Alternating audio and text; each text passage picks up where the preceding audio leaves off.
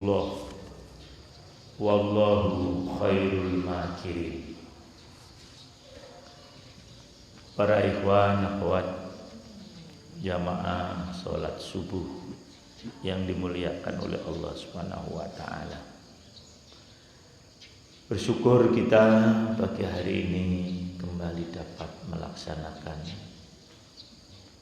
ibadah yang sangat mulia, yaitu jadi 3 nih ya.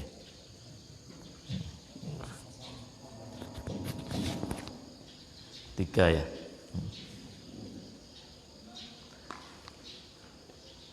Yaitu melaksanakan sholat subuh berjamaah yang merupakan pembeda manusia yang paling mulia dan manusia yang paling hina di hadapan Allah Subhanahu wa taala, yaitu orang-orang yang beriman dan orang-orang munafik.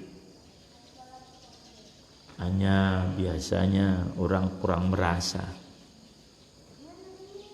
bahwa sholat subuh inilah al-farq, pembeda yang benar-benar nyata yang oleh Rasulullah Sallallahu Alaihi Wasallam kita diingatkan dan juga oleh Allah Subhanahu wa taala agar kita berperhatian terhadap sholat subuh berjamaah. Kita semuanya tahu sholat yang anak-anak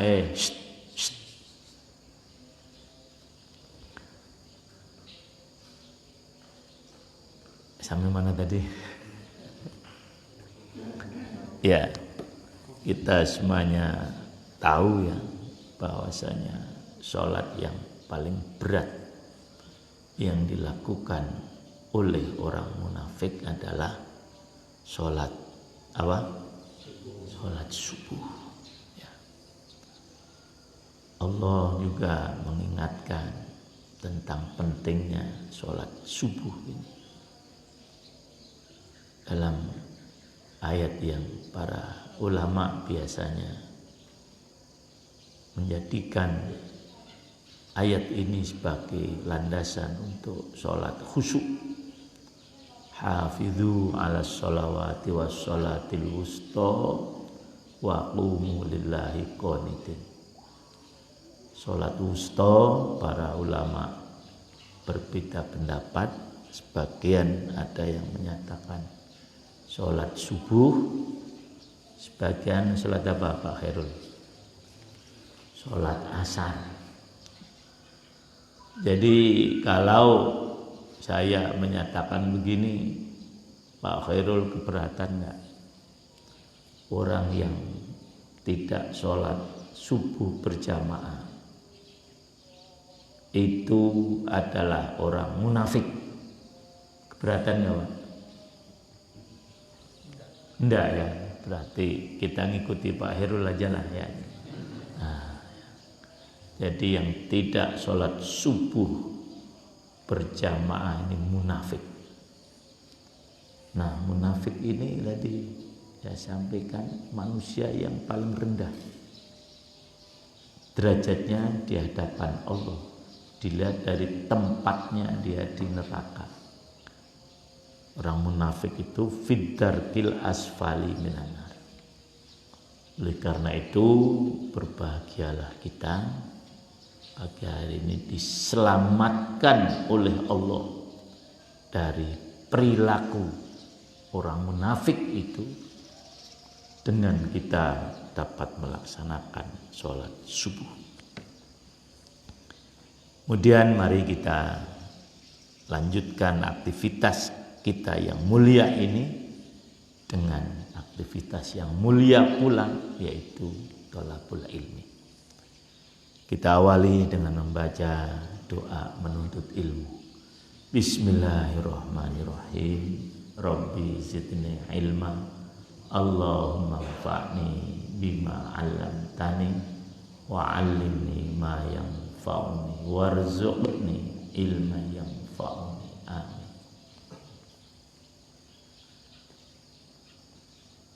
Pak Ibnu ya, Pak Ibnu ya. Kalau Pak Ibnu keberatan nggak, saya misalnya ada statement pernyataan begini, ini memasuki tahun baru Hijriah ya, betul ya? Nah, umat Islam di mana-mana kebanyakan ya sedang atau sudah memperingati tahun baru Hijriah. Tahun baru atau penentuan tahun Hijrah itu ada nggak pada masa Rasulullah? Ada nggak? Nggak ada. Berarti apa? Sesuatu yang tidak ada pada masa Rasulullah, orang mengatakan apa? Diadakan. Berarti apa? Bid'ah. Udah gitu aja mau bilang bid'ah, muter-muter. Nah, berarti umat Islam ini sedang memperingati bid'ah. Benar nggak Pak Ibnu? Nah, ya itu. Kalau dia memperingati bid'ah, berarti dia memperingati hal yang sangat dilarang oleh Rasulullah. Karena kullu bid'atin dolalah.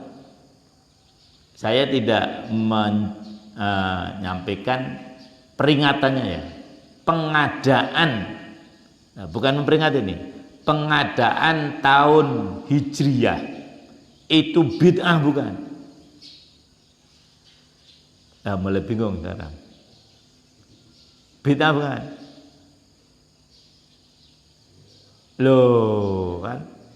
Ayo, ya ini sekarang nih ditanya.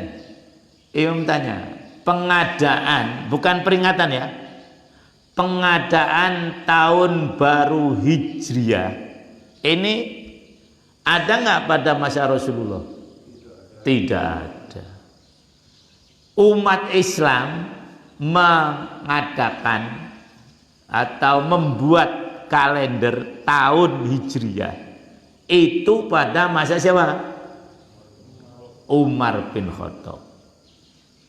Nah kan kalau sederhananya bid'ah itu segala sesuatu yang tidak dilakukan oleh Rasulullah.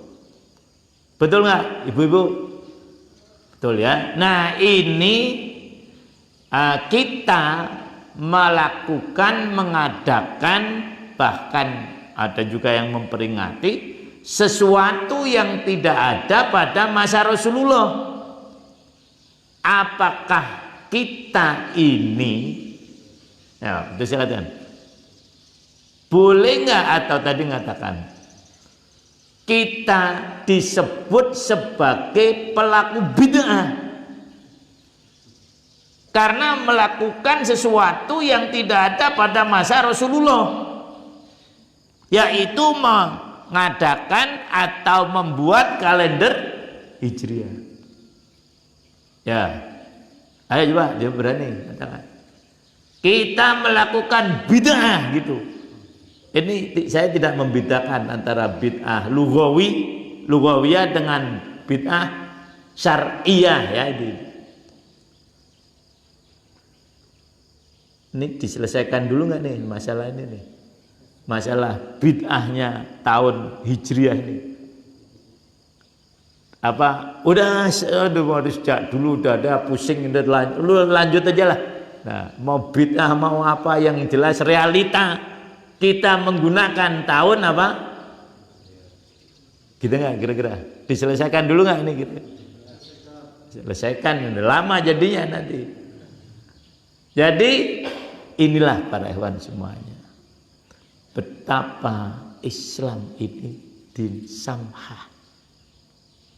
Masalah-masalah yang memang tidak berhubungan langsung dengan ibadah-ibadah yang mahdoh menurut hemat saya ini karena memang banyaknya Menurut hemat saya nih, itu tidak ada bid'ah di situ. Biar cepat selesai gitu maksudnya. Menurut saya dulu. Menurut Pak Basuki lain beda lagi ya. Nanti kita lanjutkan di luar forum lah. Nah, jadi gitu. Karena memang ini di luar ibadah mahdoh, di situ nggak ada bid'ah. Banyak sekali hal-hal yang dilakukan oleh umat Islam pasca atau setelah Rasulullah SAW wafat.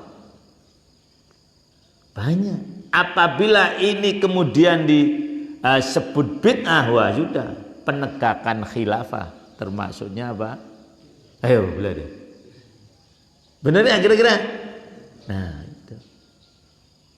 Walaupun bukan Rasul menyabdakan, kita tinggal melaksanakan seterusnya.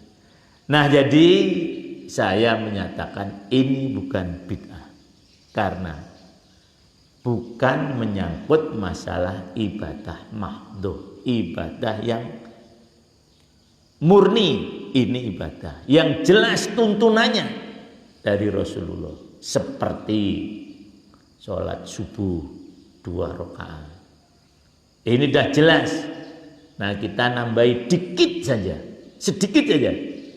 Sholat subuh 2 rakaat 1/4. Lah ini beda ya, misalnya semacam itu. Nah haji ya ini. Haji ini juga mulai berkembang nih. Haji kan ayaman ma'dudat, wadkurullah fi ayamin ma'dudat. Ada itu teman saya itu. Lah haji ini supaya tidak terlalu crowded, menumpuk, dibagi waktunya. Jadi tidak hanya haji bulan apa coba? Bulannya apa? Syawal kan? Dzul 2 bulannya lah yang bulan Dzul Qa'dah dan Dzul Hijjah. Ini terlalu sempit waktunya. Nah, supaya tidak terlalu sempit, dibagi-bagi selama 1 tahun.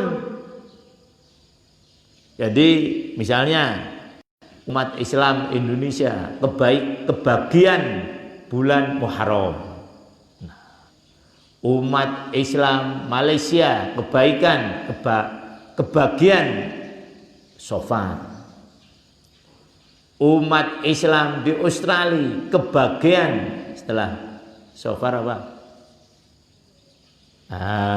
Lupa. Wong enggak diperingati kok. Nah, ibu-ibu nih tanya. Nah, bulan Hijriah, bulan kita apal nggak?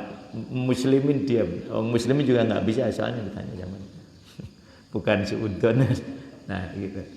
Bulan apa? Muslimat pertama bulan apa? Muharram, terus Safar. Guru TK mesti hafal. Ya itu. Apa? Rabiul Awal, terus Rabiul Akhir. Sekarang muslimin kan, lanjutkan. Bingung apa? Jumadil Awal, terus ada Akhir, terus Rajab, terus Sa'ban, terus Ramadan, terus Syawal, terus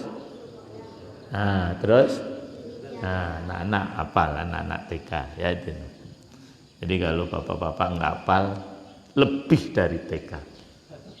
Nah, jadi gitu, ada yang usul bagi-bagi aja, nggak ada ketentuan dari Allah. Nah, kalau ini saya berani mengatakan bid'ah karena memang Rasulullah melaksanakan haji pada bulan-bulan tertentu, walaupun di dalam Al-Quran tidak ada sebutan bulan ini. Nah, dalam satu forum diskusi ramai masalah ini untuk mengurangi crowdednya umat Islam dalam berhaji. Nah, kembali tadi, jadi kita jangan mudah menyatakan ini bid'ah, ini tidak bid'ah. Kalau di dalam kitab Bulughul Maram ini soal kunut subuh,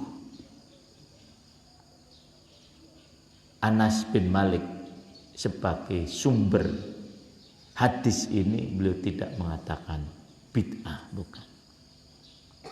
Beliau hanya mengatakan muhdats. Nah, memang beda muhdats dengan bid'ah, walaupun secara bahasa hampir sama. Inilah kehati-hatian para salafus sholih yang sepanjang saya ketahui untuk menentukan bid'ah atau tidak. Nah, kembali pada tahun Hijriah yang kita bisa bayangkan, kalau Umar bin Khattab tidak punya ide untuk membuat kalender Hijriah, walaupun ide utamanya bukan dari beliau, ide utamanya dari sahabat Abu Musa al-Asy'ari. Beliau sahabat yang datang dari mana? Abu Musa al-Asy'ari dari Yaman. Orang Yaman ini juga yang punya ide berjabat tangan. Dulu umat Islam sebelum orang Yaman masuk Islam tidak ada cara jabat tangan dengan ya tangan lah ya gitu. Tidak kenal.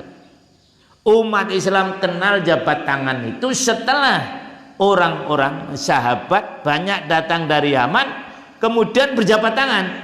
Ini kalau kita lihat sejarah musafahah, Rasul melihat, wah ini bagus nih, maka Rasulullah meniru perilaku atau tindakan orang-orang Yaman. Nah, Abu Musa al-Asy'ari ketika beliau menjadi sebagai waliul imam di Syam, menerima surat dari Khalifah Umar bin Khattab.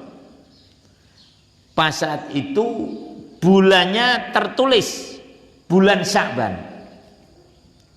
hanya tidak diketahui tahunnya, apalagi tanggalnya. Nah, melihat yang demikian ini, Abu Musa al-Asy'ari menyampaikan kembali kepada Khalifah Umar bin Khattab. Kurang lebih begini, wahai Khalifah, kami ini banyak menerima surat, tetapi kami tidak tahu kapan tanggalnya, kapan tahunnya. Ini bagi seorang yang disiplin merepotkan. Misalnya ada surat, kapan ya ini ya? Jelas bingung. Walaupun mungkin bulannya ada. Bagus saja misalnya dapat surat dari Pak Didik, ya ini nggak ada tahunnya. Dikiranya atau Pak Didik nih, mohon maaf, ini jangan masuk di sini. Pak Didik sering lupa, ya ini nggak dimasukin di sini, ya itu. Dapat surat dari sana, oh iya lupa, nah gitu ya. Padahal ada tahunnya, coba kalau nggak ada tahunnya, nah ya ini. Atau Pak Gus lupa, saya juga lupa. Untung, nah sekarang ada. Dulu nggak ada semacam itu. Maka kemudian Abu Musa al-Asy'ari menyampaikan pada Umar bin Khattab, ini bagaimana?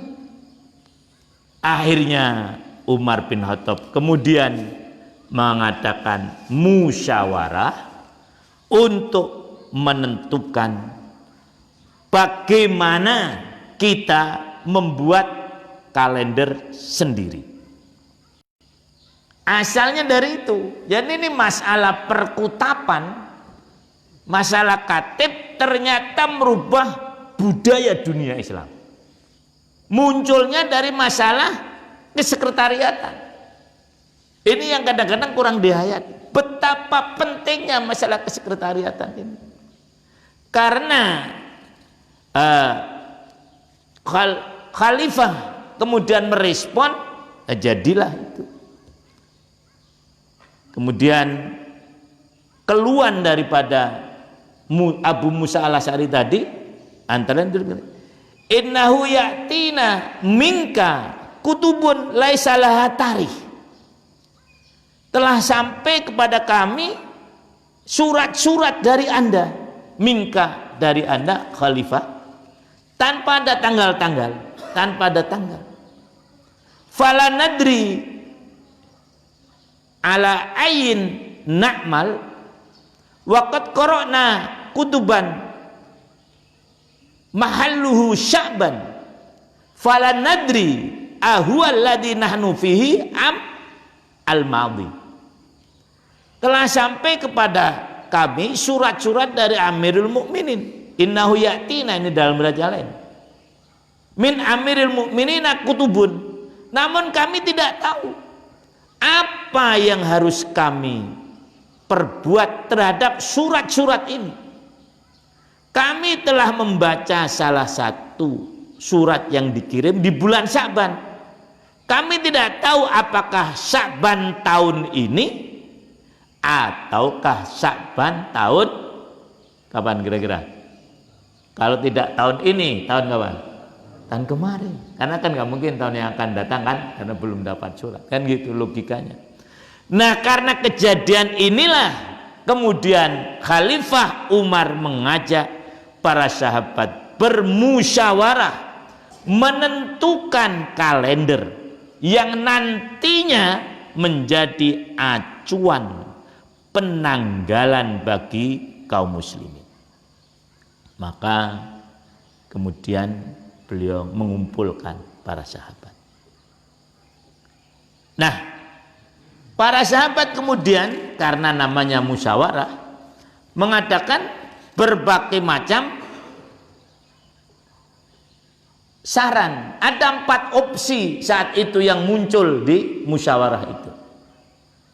Opsi pertama, kita mulai saja tahunnya dari kelahiran. Ini belum menentukan bulan ya. Menentukan bulan, ini baru menentukan tahun. Menentukan bulan-bulan yang tadi, Muharram, terus apa habis Muharram, Safar. Ini ada lagi. Ini ada 4 opsi dalam menentukan tahun atau kalender umat Islam. Yang pertama, kelahiran Rasulullah Sallallahu Alaihi Wasallam. Satu. Tapi ditolak oleh musyawirin. Ini pentingnya musyawarah ya ini. Karena itu mengingatkan atau menyerupai orang-orang Nasrani. Kemudian yang kedua, udah kalau gitu kalau nggak kelahiran, kematian lah. Kematian Rasulullah. Oh, enggak bisa. Ini seperti orang Majusi. Orang Majusi itu punya tradisi memperingati hari kematian seseorang untuk mengingatkan lagi kesedihan-kesedihan yang mereka rasakan. Yang ketiga, mengikuti kalender Romawi yang sudah ada, Masehi seperti sekarang ini. Maka kalender Masehi dengan kalender Hijrah tua mana? Tua Masehi kan? Tua Masehi sudah 2000-an, kita baru 1400-an. Enggak. Nah, ini 3 opsi ditolak. Nah, kemudian yang terakhir, bagaimana kalau kita menggunakan awal tahun dari kalender kita melalui menentukannya dari hijrah Rasulullah Sallallahu Alaihi Wasallam. Dalam kitab-kitab tarikh disebutkan yang usul ini siapa? Yang usul siapa? Ali bin Abi Thalib. Nah ini usulnya. Betapa kalau ini dianggap bid'ah, beliau sumbernya nih. Ya ini, Masya Allah. Ya ini. Jadi dari Ali bin Abi Thalib menyarankan, mengusulkan, kita mulai saja dari hijrah Rasulullah Sallallahu Alaihi Wasallam. Akhirnya forum menyepakati, ya udah, ini nih opsi yang keempat. Para sahabat, walaupun mereka belum mengenal usul fikih, tetapi secara ilmiah mereka tidak mungkin menentukan sesuatu tanpa metodologi menentukan hukum. Nah, apa yang dijadikan landasan oleh para sahabat menentukan tahun hijrah kita, tahun yang pertama kali itu dengan tahun hijrah. Mengingat memang masalah hijrah ini masalah yang sangat penting. Maka secara aklamasi kurang lebih begitu, udah kita menggunakan tahun hijriah. Ini mulai dari tahun Islam, mulai dari hijrahnya Rasulullah Sallallahu Alaihi Wasallam. Nah, kemudian yang dimasalah, ini dinamika para sahabat. Ya, kita sepakat ya. Mulainya dari hijrah Rasulullah, karena banyak sekali kemuliaan dan keutamanya. Ini nanti kita bisa bahas sendiri. Bagaimana nih menentukan bulan? Lah itu. Jadi Masya Allah, hidup para sahabat itu menentukan bulan ini bagaimana. Nah, para sahabat mulai ini. Pertama tadi, kalau tahun ini, tahun kita ini mulai dari hijrah Rasulullah. Dari mana sumbernya? Lah gitu. Apakah istihad atau ngikuti Rasul atau bahkan ada ayatnya? Para sahabat kemudian berusaha mencari ayat yang kira-kira cocok dengan apa yang mereka lakukan. Dicari-cari, ditemukanlah di surah At-Taubah ayat 108. La masjidun ussisa 'ala taqwa. Lah sini. Min awwali yaumin ahaqqu an taquma fi. Ini kecerdasan para sahabat. Sesungguhnya masjid yang pertama kali didirikan dengan dasar takwa.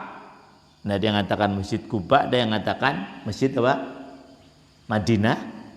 Sejak hari pertama adalah lebih patut kamu sholat di dalam. Nah, para sahabat memahami makna sejak hari pertama dalam ayat ini adalah hari pertama kedatangan atau hijrahnya Rasulullah Sallallahu Alaihi Wasallam.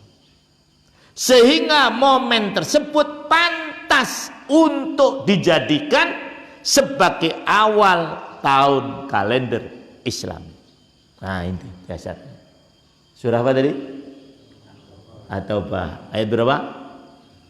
108. Yang kita sudah banyak hafal.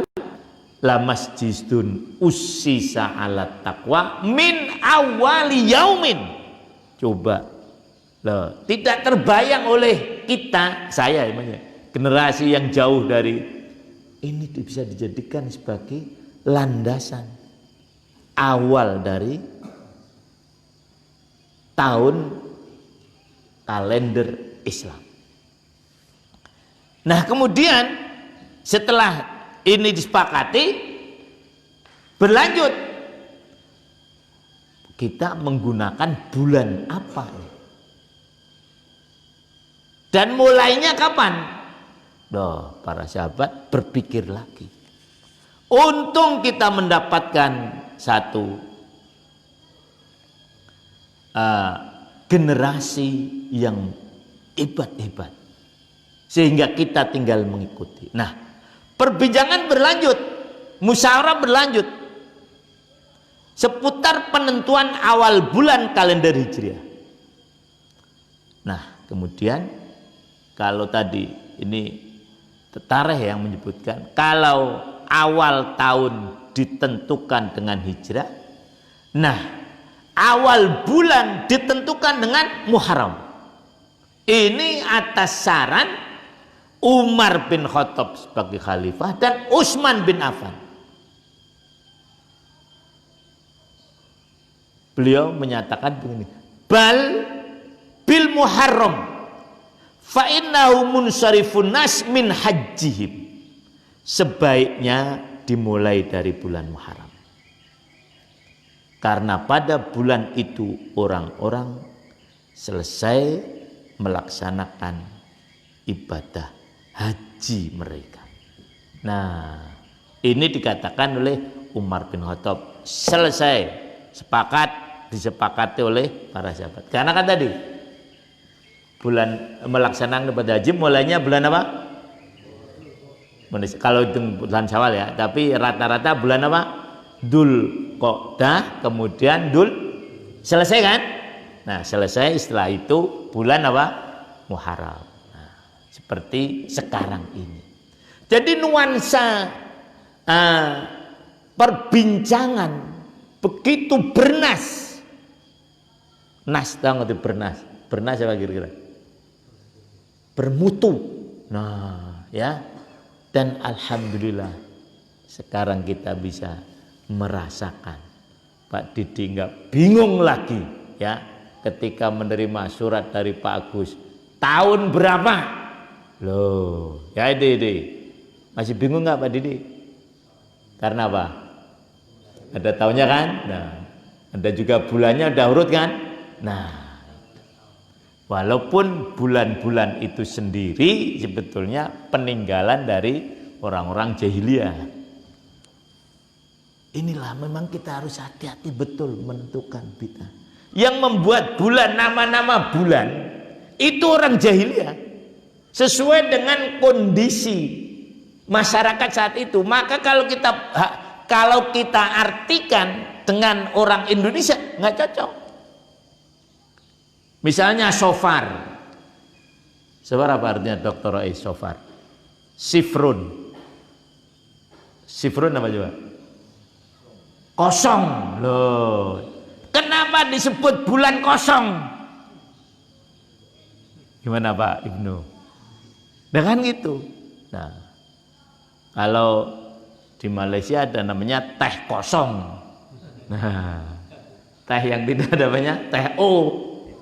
Nah itu karena memang budaya orang-orang Arab saat itu kalau bulan Muharram itu hampir semua laki-laki meninggalkan desanya pergi merantau loh. Nah sehingga desa-desa tempat-tempat orang-orang tersebut jadi kosong.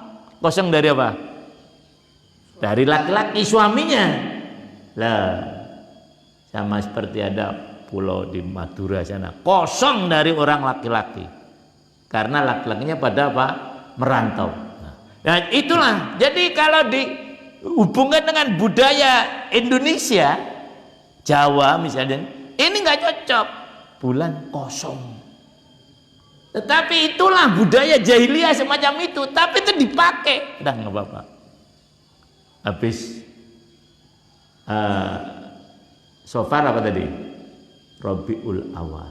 Nah, Rabiul Awal itu Rabi kembali. Mereka kembali pada dari perantauan kembali yang pertama. Belum begitu banyak. Rabiul Tsani. Nah, orang udah pada ngumpul nih. Ada yang kedua. Jumadil Awal. Jumat itu artinya panas, apa? Kering. Nih, musim panas yang pertama, musim panas yang kedua, dan seterusnya. Nah, jadi itulah para ikhwan semuanya. Kembali lagi kita hati-hati betul dalam menentukan apakah sesuatu itu bid'ah atau tidak. Nah, termasuk menentukan bulan-bulan tadi, memang tidak mengikuti, tidak pernah ada di masa Rasulullah. Pertama tadi menentukan tahun, tidak ada pada masa Rasulullah. Menentukan bulan-bulan, tidak juga ada pada masa Rasulullah Sallallahu Alaihi Wasallam. Nah, kemudian sudah tentu ya hari-hari ya itu. Nah, karena kalau dulu orang-orang jahiliyah menentukan tahun itu berdasarkan peristiwa besar yang terjadi pada saat itu. Seperti nenek moyang kita ditanya, "Mbah, kapan lahirnya? Jenengan kapan lahiripun?" Jawabnya gimana? Biyen le tahun Jepang. Loh, gitu kan. Dulu juga begitu. Sebelum ada kalender Hijriah ini, maka mereka menentukan tahun itu dengan peristiwa besar yang terjadi. Misalnya tahun gajah, ya kan? Tahun berapa Hijriah itu tahun gajah? Tidak ada. Karena saat itu ada penyerangan pasukan gajah ke Ka'bah. Nah, semacam itu. Dan seterusnya. Ada lagi tahun Fijar, karena terjadi perang Fijar, perang yang pernah diikuti juga oleh Rasulullah Sallallahu Alaihi Wasallam. Tahun banjirnya atau kebanjirannya Ka'bah dibuat sebagai ketentuan. Nah, para ikhwan semuanya, kembali tadi masalah kalender Hijriah ini memang tidak dilakukan oleh Rasulullah maupun oleh Abu Bakar, baru muncul setelah Khalifah Umar bin Khattab. Kenapa menggunakan hijrah sebagai patokan awal tahun kita? Kalau bulannya tadi jadi awalnya hijrah, bulannya apa tadi awalnya? Muharram. Udah bisa ditangkap nih? Ya, Dede. Nah, kalau Muharram, kalau awal bulan pure dari kebiasaan tradisi jahiliyah, kalau tahun awal tahun dari hijrah Rasulullah. Memang masalah hijrah ini masalah yang sangat penting. Perlu terus kita ingat. Bukan kalau keluar dari betanya, bukan tahunnya, tetapi syariat hijrah ini memang sangat penting. Dalam Al-Quran, ayat-ayat soal hijrah bisa kita lihat dari berbagai perspektif.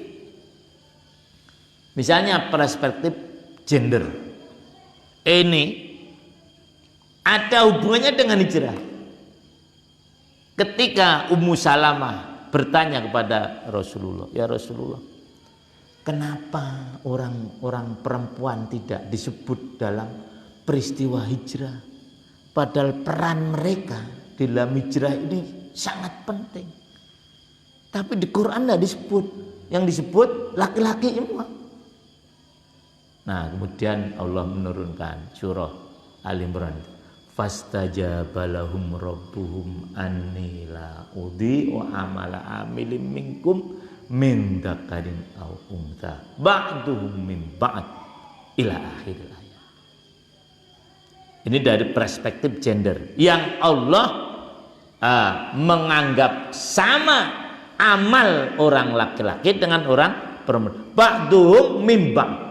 Sebagian mereka adalah bagian dari sebagian yang lain. Dari perspektif pengorbanan yang Allah menggambarkan Suhaib Ar-Rumi yang ayatnya bagaimana itu? Wa minan nasi mayyash wa minan nasi mayyashtari apa mayyashri? Mayyashri nafsahu tigha amardatillah wallahu raufum bil ibad. Kita tahu siapa Suhaib Ar-Rumi ini. Beliau saudagar kaya, bahkan paling kaya di Madinah, di Mekah maksudnya. Begitu mau hijrah, mereka khawatir kalau harta yang dia kumpulkan selama di Mekah itu dibawa oleh Suhaib. Maka beliau dihadang di tengah jalan. Kemudian Suhaib dia bilang begini, ngancam pertama, kamu berani ngalang-ngalangi, ya jangan sedih ya nanti kalau kamu pulang tinggal nyawa. Ayo, siapa berani dekat? Kamu tahu kan siapa saya? Saya ini pemanah ulung. Belum pernah saya manah orang meleset. Saya berani? Nggak ada yang berani. Tuh, Suhaib. Tetapi kalau kamu menghalang-halangi saya hanya karena khawatir saya bawa harta saya, ambil semua, nggak apa-apa. Tetapi bebaskan atau lepaskan saya, izinkan gitu lebih halusnya. Biarkan saya hijrah. Kamu mau ambil harta, silakan, ambil semua. Coba bayangkan, seluruh hartanya. Pak Haril ini misalnya, dah ambil motor saya, udah pernah gitu nggak? Nah, belum pernah. Oh ya. Ini seluruh harta saya, kamu ambil silakan. Asal saya dibiarkan untuk hijrah. Betul. Beliau pergi hijrah dalam bahasa Perancisnya tok jimbiji. Ngerti tok jimbiji Mas Parti? Katok siji klambi siji. Loh, orang ngerti tau bahasa Perancis Jawa. Nah, beliau hanya ini sampai jam berapa nih? Ini Imam kalau ngomong panjang ya. Jam berapa? Masih lama deh. Saya ini tadi malam tidur jam 1. Biasa kan kalau bepergian kan nggak bisa langsung tidur kan. Kosak, tapi alhamdulillah masih bisa sholat. Nah, jadi maka beliau datang ke Madinah disambut oleh Allah Subhanahu wa taala dengan ayat tadi, wa minan nasi mayashri nafsahu ibtigha amradatillah wallahu rauf. Dan dari manusia ada yang menjual dirinya untuk mencari ridha Allah, dijual. Hartanya dijual, dilepas semuanya. Dan ini tidak hanya Suhaib, betulnya. Hampir para sahabat yang meninggalkan Mekah, tidak ada yang membawa hartanya. Saya tahu bawa itu ya cukupnya lah. Maka peristiwa ini kesana kemari ya nih, tanpa metode nih taklimnya nih, kesana kemari ya itu. Karena terlalu banyak yang mau disampaikan jadi. Pertama perang Badar itu menuntut itu. Karena harta kita yang kita tinggal hijrah banyak dirampas oleh mereka. Memang betul mereka itu orang-orang jahiliyah ngawas-ngawasi siapa nih yang berangkat. Begitu orang yang berangkat mereka jarah hartanya yang ada di rumah. Itu begitu semuanya. Nah, waktu mendengar ada kafilah datang dari Syam, Rasul kemudian nyatakan, waktu kita membalas karena harta kita dirampas oleh mereka. Kita ambil sekarang harta mereka. Maksudnya gitu. Jadi dari aspek pengorbanan. Jadi mereka meninggalkan Mekah itu dengan hanya apa yang ada di badan saja. Apalagi yang perempuan yang tidak dirasakan oleh yang laki-laki. Beratnya hijrah. Apa coba? Ayo, yang dirasakan perempuan, yang laki-laki tidak merasakan hijrah kali apa? Hamil. Gak ada laki-laki yang hamil hijrah, gak ada. Yang hamil hijrah hanya apa? Perempuan. Dan memang ada. Kemudian mereka setelah datang ke Madinah lahir. Abdullah bin Abbas itu kalau nggak itu kan orang yang ibunya dalam hamil, kondisi hamil tua, jalan kaki dari Mekah ke Madinah ke Yasrib saat itu. Orang-orang Yahudi menyebarkan isu karena terlalu begitu beratnya. Nah, perjalanan hijrah ini pokoknya perempuan yang hijrah tidak mungkin akan punya anak lagi. Sampai semacam itu. Ternyata Ibnu Abbas lahir sehat, Abdullah bin Abbas. Makanya begitu lahir dibawa menghadap Rasulullah kan, didoakan. Allahumma alimut tafsir wa ta'wil dan seterusnya. Jadi ini perspektif. Hijrah macam-macam. Maka pantas kalau kita mengingat peristiwa ini. Dan momentumnya kapan? Begitu kebijakan para ulama. Ya momentumnya pas waktu tahun pertama Hijriah. Masa momentumnya nanti tengah-tengah tahun ini kan nggak momentum namanya. Momentumnya yang pas. Kemudian dari perspektif upaya mereka menghalang-halangi. Begitu dahsyat. Ayat yang tadi saya bacakan. Ya ini tali sampai sini. Sampai sini aja. Ya ini. Allah mengingatkan di surah Al-Anfal ayat yang ke-30. Wa id yamkuru bikal ladina kafaru liyuthbituka aw yaqtuluka aw yukhrijuk. Ini nanti hubungannya dengan perjuangan mempersatukan umat dan penegakan khilafah ala manhajin nubuwah. Wa yamkuruna wa yamkurullah wallahu khairul makirin. Al-Maraghi menjelaskan apa yang namanya makar. Kalau tidak keliru beliau mengambil dari tafsir Al-Kasyaf Zamakhsyari yang memang tafsir ini banyak membicarakan Quran dari aspek kebahasaan. Makar adalah tindakan seseorang untuk melakukan sesuatu terhadap orang lain yang orang lain tidak tahu apa yang dia lakukan untuk mencelakakan biasanya, walaupun kadang-kadang untuk hal yang baik, tapi rata-rata untuk yang tidak baik. Misalnya begini, saya mau pergi, orang tahu, nah imam akan ke Samarinda, kemudian naudzubillah, ini contoh ekstrim, agar saya tidak sampai di sini, tidak sampai, dia cari ini mau naik pesawat apa, loh gitu kan, wah ternyata naik pesawat ini, nah duduk di nomor berapa itu. Saya sendiri tidak tahu kalau saya pergi, saya ini dikuntit oleh orang, nggak tahu.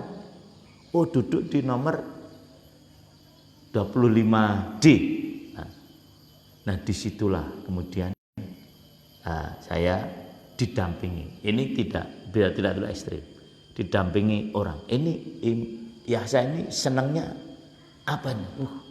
Ternyata dia senang kalau duduk dengan orang cantik loh gitu kan. Nah, senang nggak Pak Didik kira-kira? Nah ya kan itu.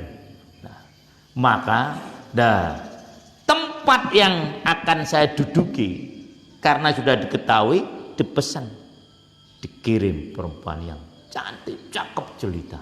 Lah ya itu. Pasti semua kosongkan. Ini ya saya ini orangnya kurang ribet. Kalau udah deket sama orang cantik, lupa semuanya.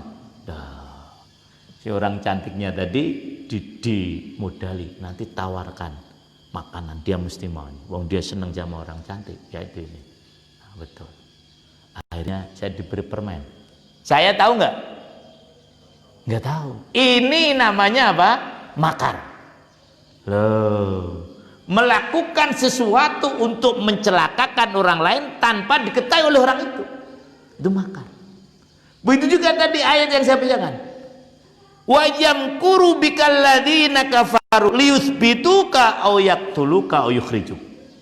Dan ketika ini namanya nih Mas Uwar Salihun Salihan ya itu.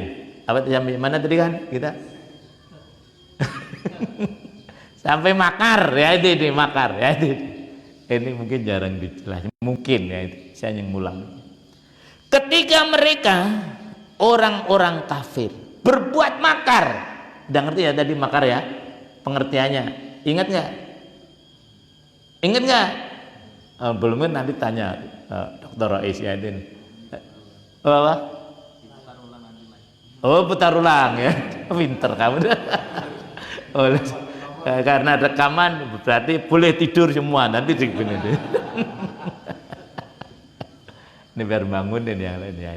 Nah, jadi betul mereka mereka membuat perencanaan yang tidak diketahui oleh Rasulullah SAW. Itu hebatnya Quran. Informasinya sesudahnya.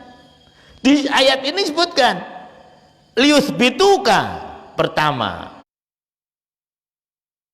untuk menangkap Rasulullah, asbata yusbitu. Kemudian kedua, awyaqtuluk, atau membunuh. Nah, ini dah ada rancangan matang.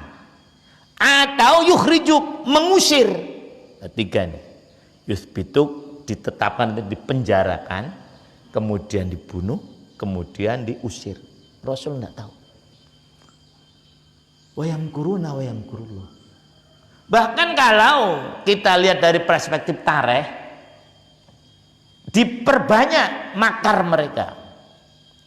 Ketika mereka akan menentukan apa yang harus dilakukan untuk menghalang-halangi beliau hijrah. Hijrah ini kehendak Rasul apa kehendak Allah sih? Kehendak Allah. Wong beliau diminta, ya Rasul, ini orang-orang udah pada hijrah, ayo hijrah. Tar dulu, saya belum diperintahkan oleh Allah. Nah gitu, ini perintah Allah. Nah, mereka orang-orang kafir berkumpul di Daruna 2.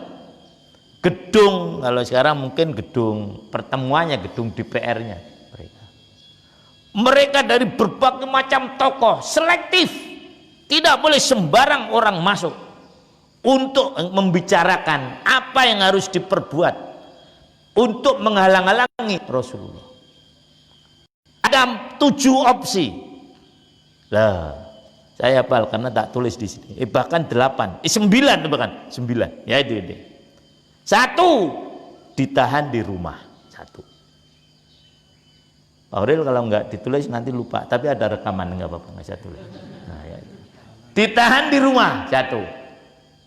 Yang kedua, ditahan dan diikat di rumahnya, rumah Rasulullah. Ya itu. Yang di sana di surau, di tempat sholat Rasulullah biar digunakan. Yang ketiga, ditangkap dan dijerat, tangkap, jerat, masukkan ke dalam peti. Ini bahaya semua. Yang ketiga, yang keempat, diserbu di rumahnya.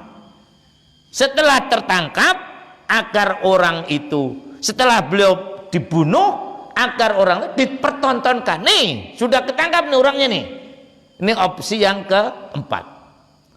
Opsi yang kelima, ditangkap, disidang secara beramai-ramai, dan kemudian diberitahu hukumannya begini. Nah ini opsinya. Jadi makar mereka, masya Allah. Maka Allah menyatakan wayam kurun amkurullah. Yang keberapaan sekarang? 6 ya. Nah yang 6 menyuruh 2 orang, 2 orangnya menangkap, kemudian setelah itu masukkan ke dalam sumur, selesai, habis. Itu opsi yang ke-6. Opsi yang ke-7, ditangkap, disakiti, diharapkan dengan itu beliau sadar. Sadar dari apa? Kurang ajar juga. Ini orang gila nih ya. Jadi ditangkap, disakiti, biar beliau sadar untuk tidak berdakwah lagi. Tuh, macam itu. Disiksa lah. Nah, kemudian yang ke-8, dibuang ke tempat yang jauh.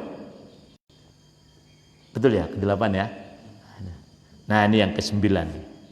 Menugaskan 5 orang pemuda untuk membunuhnya. 5 saja, jangan banyak-banyak. Yang kalau berhasil minimal akan diberi hadiah 1000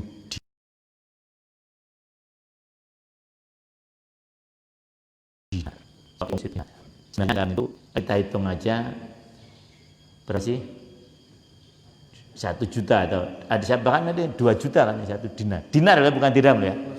2,5 bahkan. Ya kita hitung 2 juta aja lah. Nah, 2 juta ya, bukan 200.000, bukan, itu mah real apa namanya. 2 juta kalikan berapa? 1.000. Berarti setiap satu orang dapat berapa? 2 miliar. Ini. Itu opsi yang kelima. Nah, mereka sedang sibuk berbicara itu, wayam kuruna, wayam kurullah. Loh, memang betul mereka kemudian yang jadi opsi. Ternyata tidak itu, ada opsi yang ke-10. Jangan itu. Udah kepung saja rumahnya. Karena waktu menentukan itu masih ribet. Tiba-tiba datang iblis, menurut saya itu aja. Iblis datang. Wah, ini mah ruwet semuanya. Mau nggak saya kasih tahu, kata iblisnya. Nah, apa? Begini. Asalnya dia ditolak masuk ke Darun Nadwa. Tapi karena gede pinter ngerayu, iblis kan paling pinter ngerayu. Jadi diperbolehkan. Sekarang kepung saja rumahnya. Ini opsi yang paling pas. Jangan sampai dia diberikan kesempatan keluar. Tapi pengepungan harus betul-betul ketat. Ibarat ngepung, jangan sampai ada semut bisa keluar. Nah, betul. Itu yang jadi apa? Bukan opsi yang terakhir, yang 10. Dikepung rumah beliau. Dengan harapan begitu nanti waktunya serbu bareng-bareng. Di tengah ngepung ngantuk. Bisa nggak mengantukkan orang? Wah, sangat bisa Allah. Ini wayam kuruna wayam kurullah. Mereka ketika sedang ngepung ngantuk. Ketika dilihat ngantuk, ini sudah ada persiapan Rasulullah sebelumnya. Maka kalau dari perspektif manajemen, hijrah ini adalah mengajarkan pada kita planning yang matang. Kan sebelum hijrah beliau minimalnya nih planning beliau. Yang mendampingi saya pergi ini. Siapa yang mendampingi beliau pergi? Abu Bakar. Lewatnya ini. Kita tidak lewat tempat biasa. Loh, itu. Nanti kalau saya keluar dari rumah, yang menggantikan saya di tempat tidur ini siapa? Ali. Kan itu ini. Planningnya matang. Makanya berhasil. Ini dari jadi tidak asal-asalan, tidak. Planningnya matang. Siapa yang berhasil membuat perencanaan, berarti dia nanti akan berhasil dalam pelaksanaan. Siapa yang gagal dalam membuat perencanaan, berarti dia sudah gagal, sudah merencanakan kegagalan. Perspektif manajemen semacam itu. Betul. Kalau dikepung, ditidurkan semuanya oleh Allah. Begitu tidur, Ali karena memang biasa di rumah beliau, kamu tidur sini. Resiko lo ya, ini. Nanti kalau mereka masuk, jelas kamu jadi korban. Karena mereka yang dicari saya. Nah, betul. Akhirnya, ketika mereka sedang tidur, Rasul keluar. Langsung menuju ke rumah Abu Bakar. Abu Bakar, sudah disusul Allah saya. Hijrah, ayo kita berangkat. Nah, tidur tidak terasa. Bangun. Loh, lihat temannya. Loh, tidur semua. Loh, jangan-jangan orangnya udah lari kan gitu kan? Betul. Kemudian mereka masuk ke dalam rumah. Nah, ditemukan ada orang tidur berselimut, dibuka. Wih, bukan ini. Nah, orangnya udah lari. Kejar mereka. Ya, Rasul merencanakan. Beliau tidak langsung pergi, tapi rencana kita harus berhenti dulu di satu tempat yang jarang sekali di situ dijadikan sebagai tempat berhenti manusia. Kalau para hewan yang pernah umroh biasanya diajak untuk ziarah ke tempat ini. Mudah-mudahan tidak dihancurkan ya oleh orang-orang Saudi. Ke Bukit ke gua apa? Gua Saur itu di puncak gunung. Orang pada bingung, cari pagi-pagi semekah diumumkan. Wah, ini orangnya udah pergi loh, cari. Wah, nggak ketemu. Wayam kuruna wayam kurullah. Wallahu khairul makirin. Akhirnya selamatlah beliau sampai di Yasrib. Sejak tadi kan saya belum menyebut kata akhirnya kan. Nah, ini udah akhirnya, ini terakhir. Nah, ya. Jadi itulah para hewan semuanya. Bahwasanya orang boleh merencanakan, tetapi perencanaan mereka lemah kalau di hadapan Allah. Allah boleh merencanakan khilafah alam nubuwah tidak tegak. Boleh dengan berbagai macam cara, isu-isu yang dengan macam-macam. Tapi kalau Allah mengendaki khilafah tegak. Nah, Allah boleh menghendaki. Jadi Indonesia ini rancangan mewujudkan atau menyatukan umat Islam sudah dimulai sejak Senokogronya. Karena penyatuan salah satu hasil dari Kongres Pan-Islamisme atau gerakan Pan-Islamisme yang dipelopori oleh Jamaluddin Al-Afghani adalah menyatukan umat Islam. Orang Belanda tahu betul Senokogronya. Jangan sampai umat Islam Indonesia ini bersatu, jangan sampai. Apalagi seluruh dunia, boleh mereka halang-halangi. Tapi wayam kuruna, wayam kurullah. Ternyata alhamdulillah sampai sekarang kita ternyata dapat mewujudkan persatuan. Jangan sampai kita semuanya lengah. Karena memang orang-orang banyak yang tidak menyenangi kesatuan umat Islam. Bersyukurlah kita, Allah Subhanahu wa taala memberikan kesempatan untuk menyadari betapa pentingnya kesatuan. Walaupun berbagai macam cara dilakukan untuk menghalang-halangi bersatunya umat Islam, tapi kalau Allah menghendaki bersatu. Wa yamkuruna wa yamkurullah wallahu khairul makirin. Maka makar tadi ada juga yang baik ya. Jadi tidak hanya yang negatif saja. Masya Allah makar yang tidak baik kan tidak mungkin. Maka makar ada yang baik, hanya kadang-kadang kebanyakan memang untuk hal yang tidak. Inilah antara lain para ikhwan hikmah dari hijrah yang begitu ketat mereka berusaha menghalang-halangi beliau hijrah, tapi Allah menghendaki beliau sampai ke Madinah, sampailah beliau ke Madinah. Begitu juga ini mudah-mudahan menjadi penyemangat kita. Boleh manusia menghalang-halangi kesatuan umat Islam, tegaknya khilafah alamin nubuwah, tapi kalau Allah menghendaki tidak ada satupun kekuatan yang dapat menghalang-halangi. Mudah-mudahan ada manfaatnya. Mohon maaf kalau terlalu lama. Nah, inilah yang dapat saya sampaikan. Kurang dan lebihnya mohon maaf. Hadanallahu wa ijmain. Dan mari kita akhiri dengan membaca kafaratul majlis. Subhanakallahumma wa bihamdik asyhadu an la ilaha illa anta astaghfiruka. Boleh. Assalamualaikum warahmatullahi wabarakatuh.